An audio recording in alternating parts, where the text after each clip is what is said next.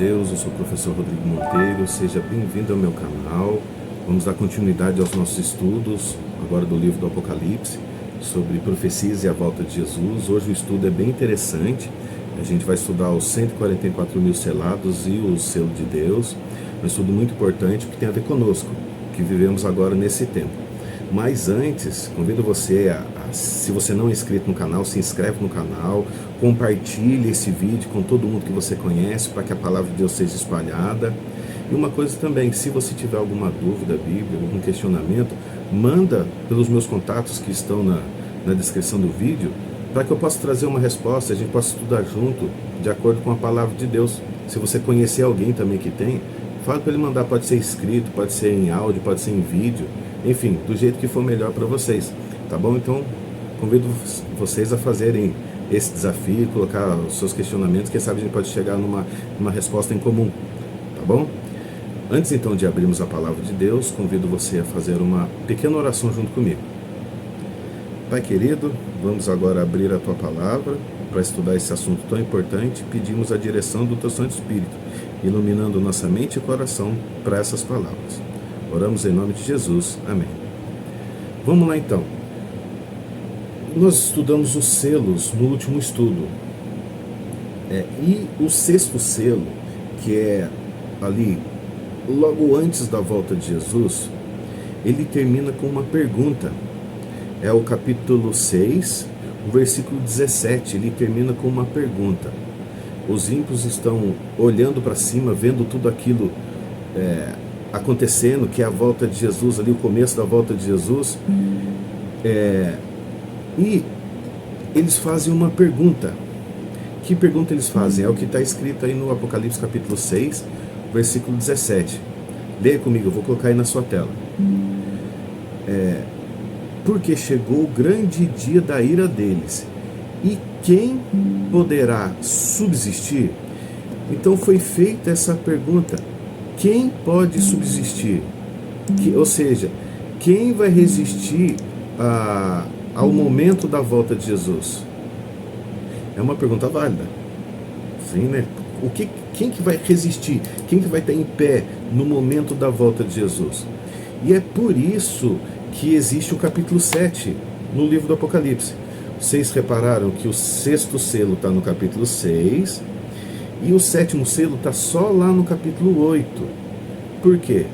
Porque o capítulo 7 se destina a responder esse questionamento. Eles perguntam: quem que vai subsistir no último dia da terra? Quem que vai estar preparado para a volta de Jesus? O capítulo 7 vai responder. E é exatamente isso que a gente vai estudar agora. Então vamos lá, eu vou colocar aí na sua tela, começando a fazer a leitura do capítulo 7, a gente vai lendo e vamos vendo alguns detalhes, tá bom? Olha só, Apocalipse capítulo 7, versículo 1, vou colocar aí na sua tela.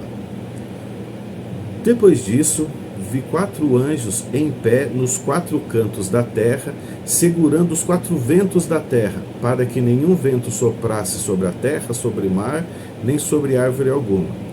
Então, aqui vemos que anjos estão agindo, segurando 4 ventos, para que esses ventos não soprem sobre a terra. O que Deus quer dizer com esses ventos? A gente sabe que o livro do Apocalipse é um livro simbólico, então a gente precisa entender algumas coisas. O que significam esses ventos que Deus está segurando para não atingir a terra? Olha só o que diz o livro de Jeremias, no capítulo 4, do versículo 10 até o versículo 13. Vou pôr aí na sua tela. Diz assim: então eu disse: Senhor, na verdade enganaste completamente este povo em Jerusalém, dizendo: vocês terão paz, quando uma espada lhes penetra a alma.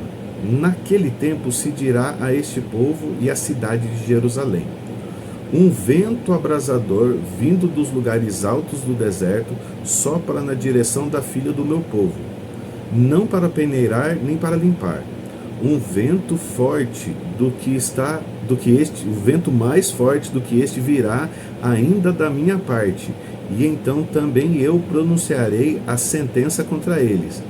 Eis que o destruidor avança como as nuvens, e os seus carros de guerra são como as como a tempestade, e os seus cavalos são mais ligeiros do que as águias. Ai de nós, estamos perdidos. Você viu que nesse versículo Deus comparou os ventos à destruição por batalha, por guerra, ou enfim, a destruição no geral, que vem no caso, que Deus permite que aconteça uma destruição contra o povo. Então, quando Deus no Apocalipse coloca ventos, ele está falando sobre destruição, sobre guerras, batalhas e destruição de uma forma geral.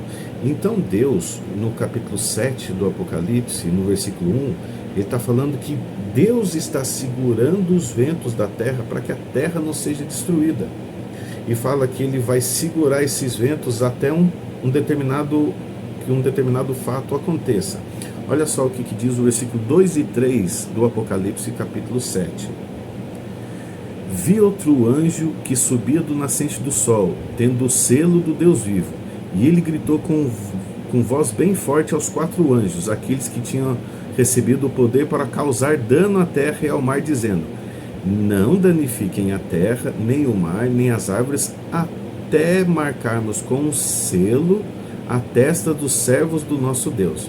Então os ventos, a destruição não viria à terra até que fosse selado os servos de Deus, que Deus marcasse com um selo os seus servos. Então a gente precisa entender o que Deus está querendo dizer com selo, com selar. O que isso quer dizer? Na Bíblia, no Apocalipse, tem dois selos ou marcas ou sinais. Tem o selo de Deus e o sinal da besta.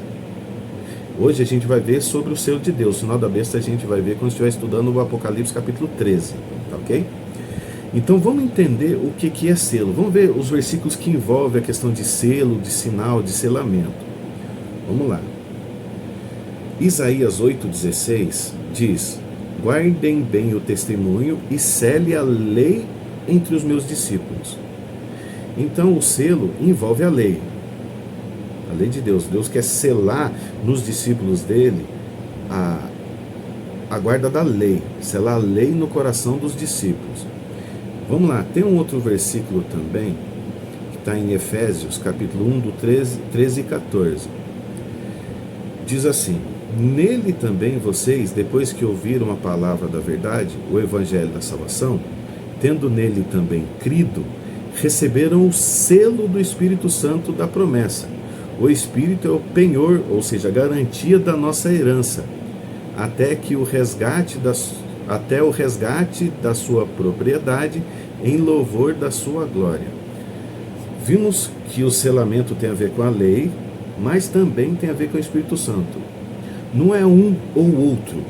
Normalmente eu vejo as pessoas colocando entre ou é um ou é outro. Não, fui selado com o Espírito, estou debaixo da graça, não preciso mais obedecer a lei. Ah não, o selamento é a lei, então tem que obedecer a lei do jeito que eu conseguir. Não é um ou outro, é um e outro. Por que eu digo isso? Olha só isso aqui, que interessante. João 16, versículos 7 e 8. Mas eu lhes digo a verdade, é melhor para vocês que eu vá, porque se eu não for, o Consolador não virá para vocês, mas se eu for, eu o enviarei a vocês. Quando ele vier, convencerá o mundo do pecado, da justiça e do juízo. A gente já estudou quando Jesus envia o Espírito Santo. No capítulo 4 e 5 do Apocalipse, a gente estudou isso. Foi quando ele foi assunto ao céu e lá ele foi entronizado como nosso resgatador, como nosso Senhor. Então, ele enviou o Espírito Santo. E qual a função do Espírito Santo? Convencer do pecado, da justiça e do juízo. Então, a pessoa recebe o selo do Espírito Santo. E o que o Espírito Santo faz? Convence do pecado, da justiça e do juízo.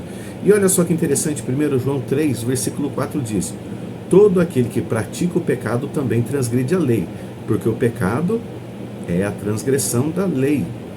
Então, o Espírito Santo nos convence do que é pecado. E pecado é a transgressão da lei. Por isso, Deus diz que vai selar a lei entre seus discípulos. Não é um ou outro, é um e outro. Selar, quando Deus quer selar os seus servos, os seus filhos, ele derrama o Espírito Santo para que o Espírito Santo convença o seu filho do pecado, da justiça e do juízo, e ele passe a obedecer a lei. Entendeu? É um junto com o outro. E tem uma parte visível desse selo, que é o que eu para ficar de uma forma mais didática, eu faço essa separação. Não que tenha, mas é para ficar mais fácil da gente compreender. Aí o selo que é posto no coração tem um sinal visível. O que seria esse sinal visível do selo de Deus? O que seria o selo visível de Deus? Olha só, esses dois versos, Ezequiel capítulo 20, versículo 12 e o versículo 20. Olha só que interessante esses versos. Diz assim: também lhe dei os meus sábados para servirem de sinal entre mim e eles, para que soubessem que eu sou o Senhor que os santifica. E olha o 20: santifiquem os meus sábados, pois servirão de sinal entre mim e vocês, para que saibam que eu sou o Senhor, seu Deus. O que Deus está falando ali? Que a guarda do sábado é um sinal público de quem é o nosso Deus. Deus deixou isso de uma forma visível. Eu já vi muitas pessoas falando que, primeiro, não precisa guardar o sábado. Bom, mas não tem nenhum lugar na Bíblia, nem no Novo Testamento, dando uma nova ordem dizendo que não precisa guardar o sábado. Ou alterando do sábado para o domingo. Isso aconteceu na história com a conversão de Constantino, quando ele pegou o Deus dos cristãos e colocou o dia de adoração dos pagãos, transformando o sábado dos cristãos num domingo pagão, e foi daí para frente que foi tendo essa mudança de uma forma mais direta. Apesar que antes disso já tinha também pessoas que passaram a guardar o domingo por conta da ressurreição de Cristo. Mas esse não foi um mandamento de Deus. Na Bíblia não tem.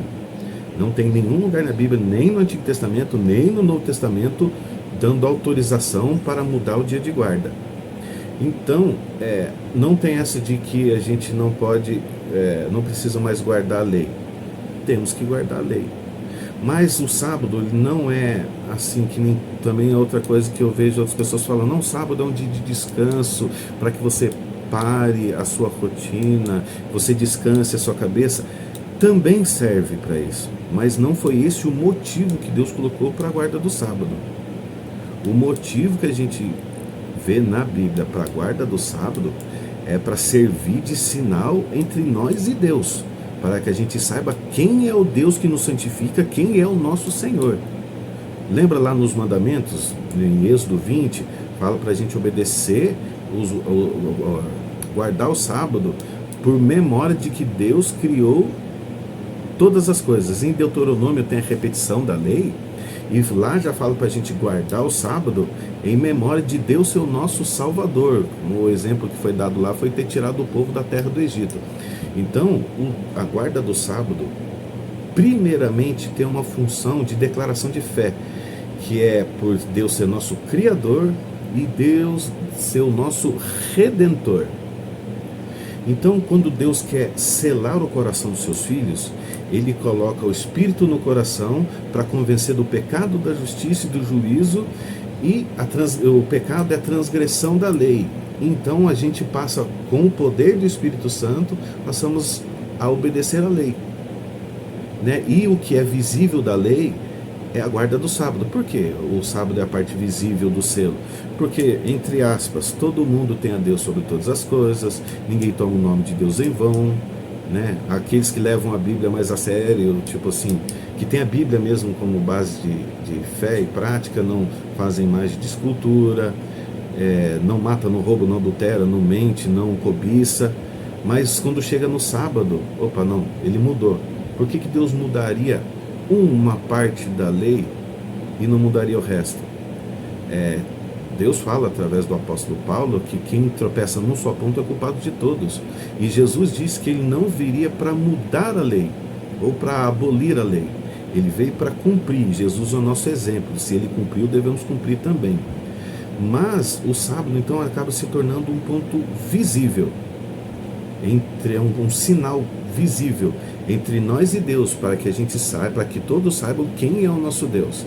Então é um sinal de fé, tá bom? Então Deus quer selar a lei no coração dos seus filhos, e isso Deus está esperando para soltar os ventos da destruição. E tendo em vista que isso é uma resposta daquele questionamento, quem é que pode subsistir?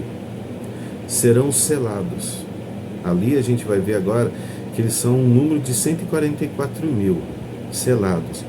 Como assim? Só resiste ao tempo do fim aquele que se entrega a Deus de coração e recebe o poder do Espírito Santo. Esse vai ser selado. Esse pode estar em pé para resistir no momento da volta de Jesus.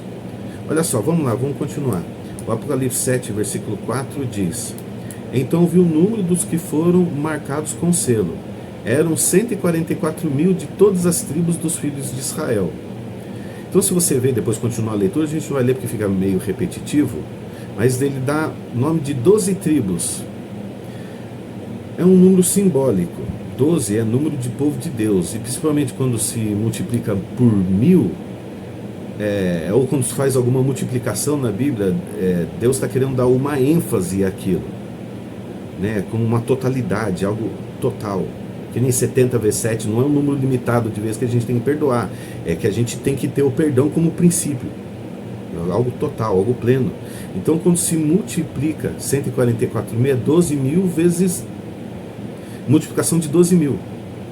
Então, é todo o povo de Deus de verdade, esses que recebem o selo de Deus, o poder do Espírito Santo para serem obedientes a Deus, né? E deu o número de 144 mil, um número simbólico que simboliza o povo de Deus, não é um número literal, é um número simbólico, tendo também vista que o Apocalipse é um livro simbólico. Então, simbolicamente, 144 mil simboliza o povo de Deus. Aí depois você vê a descrição de todas as tribos, que nem são as mesmas na sequência das tribos lá do antigo Israel. Você vê que tem nomes um pouco diferentes das tribos, né? Não que não tenham a ver com os filhos de Jacó, mas o nome da tribo é diferente. Aí, então, você, olha só, no versículo 9 do Apocalipse 7, é falado que é um número de 144 mil selados, e dá a descrição. Depois ele vira para ver quem são selados. Olha só a descrição. Depois dessas coisas vi, e eis uma grande multidão que ninguém podia contar, de todas as nações, tribos, povos e língua, em pé diante do trono e diante do Cordeiro, vestido de vestes brancas e com ramos de palmeira nas mãos. Então ele vira para ver os selados e vê uma grande multidão que ninguém podia contar. E depois, no versículo 13 ao 17, vamos ler o texto, eu já explico. Um dos anciãos tomou a palavra e me perguntou: quem são e de onde vieram estes que estão vestidos de branco? Aqueles que a gente leu no versículo 9 ali atrás. Respondi: o Senhor sabe. Então ele me disse: estes são os que vieram da grande tribulação, que lavaram as suas vestes e as alvejaram no sangue do Cordeiro. Por isso estão diante do trono de Deus e o adoram de dia e de noite no seu santuário. E aquele que está sentado no trono estenderá sobre eles o seu tabernáculo. Jamais terão fome, nunca mais terão sede. Não cairá sobre eles o sol, nem qualquer outro calor forte. Pois o Cordeiro que está no meio do trono os apacentará e os guiará para as fontes de águas da vida. E Deus lhes enxugará dos olhos toda lágrima. Então, quem são os 144 mil selados? São aqueles que lavaram suas vestes no sangue do Cordeiro. Quem são aqueles que vão resistir na volta de Jesus?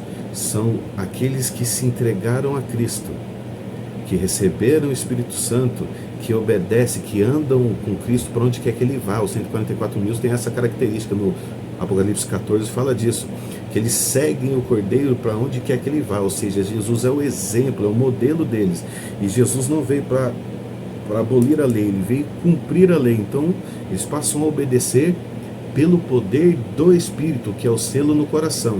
E o que se torna visível dessa obediência é a guarda do sábado, porque é um sinal entre Deus e os homens, para que eles saibam que é Deus quem os santifica e que Deus do céu é o Deus deles.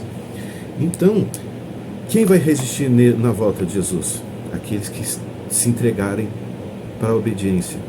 tendo Jesus como Senhor e Salvador. Jesus, ele tem que ser o nosso dono. Lembra que a gente viu que Jesus, ele nos comprou?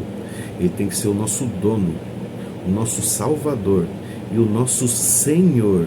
É Ele quem direciona a nossa vida, Ele quem guia os passos dos 144 mil. Então quem vai resistir na volta de Jesus? Aqueles que se entregaram a Cristo de forma completa, para o servir e o seguir. Então nisso já fica uma coisa muito importante para a nossa vida. Você tem se entregado a Cristo de uma forma completa para servir e seguir ao Senhor Jesus? Ele é dono da sua vida? Se Ele te pedir algo, você vai fazer, mesmo que você não entenda, ou que seja contrário àquilo que você tem o desejo de fazer? Ele é o Senhor da sua vida? Isso é uma coisa para a gente pensar, porque de acordo com esse capítulo da Bíblia, só vamos estar prontos para a volta de Jesus se tivermos essa conduta de servir a Deus, de seguir a Cristo, de tê-lo como Senhor. Você aceita o Senhor Jesus como Senhor da sua vida, como seu dono, como seu guia, como seu Salvador? Você não tem como eu ver a sua resposta, a não ser que você manifeste ela aqui na descrição do vídeo. Mas eu espero do fundo do meu coração que você permita Jesus entrar na sua vida, permita Jesus guiar os seus passos, que Ele te dê poder para obedecer e ser um servo fiel, dando bom testemunho dEle e pregando o Evangelho dEle àqueles que precisam de salvação. Todos nós precisamos de salvação.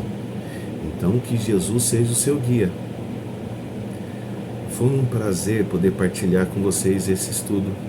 Se ficou alguma dúvida, algum questionamento, coloca aqui na descrição do vídeo ou me mande no e-mail que também está aqui na descrição. Coloque, não na descrição do vídeo, sim nos comentários do vídeo, ou me mande o e-mail que está na descrição, ou entre em contato por alguma das minhas redes sociais que vão estar aqui na descrição também do vídeo. E se ficou essa dúvida, eu procuro responder num outro vídeo, respondo as dúvidas que forem colocadas, e não só também sobre esse capítulo que a gente estudou, mas qualquer uma outra dúvida bíblica que você tenha, eu posso trazer respostas. Eu faço a pesquisa, converso com teólogos para a gente poder trazer essa resposta a você, porque o importante é que a gente consiga compreender o máximo possível de Deus, para que possamos ser servos fiéis dele e andar com ele aonde quer que ele vá, a gente possa estar juntinho dele lá. Porque também em Cristo o maior interesse dele é a nossa salvação.